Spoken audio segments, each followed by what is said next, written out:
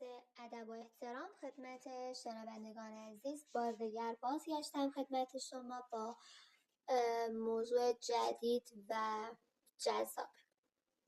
موضوع انتخاب شده علائم پیش از قاعدگی یا PMS در زنانه که میتونه متنوع باشه و از شخص به شخص دیگر متفاوت. این علائم معمولاً حدود 1 یا 2 هفته قبل از شروع قاعدگی بروز میکنه و پس از شروع قاعدگی کاهش پیدا میکنه یا کلاً از بین میره.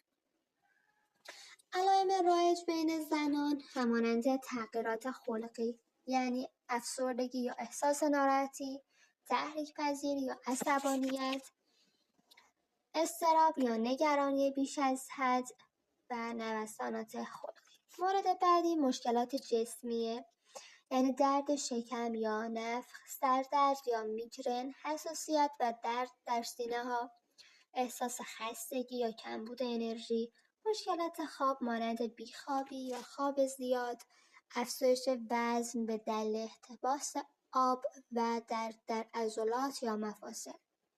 مورد بعدی تغییرات در اشتها، یعنی میل به غذاهای خاص یا پرخوری، معمولا شیرینی ها یا غذاهای شور بیشتر مشخص است. و مورد بعدی مشکلات گوارشیه، یعنی یبوست یا اسهال، احساس ناخوشایندی در معده.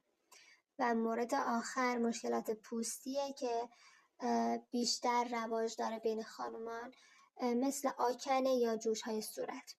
علائم PMS ممکنه به شدت در زنان مختلف باشه و برخی از زنان ممکنه اصلا علائمی نداشته باشند، در صورتی که علائم به شدت تاثیرگذار بر زندگی روزمره هست و بهتره برای مدیریت این موارد با پزشک مشورت انجام بشه. و توصیه ما به آقایون محترم این هست که در این ایام بیشتر هوای همسرانشون رو داشته باشن. تا موضوع دیگر و موارد بهتر، ایام خوش.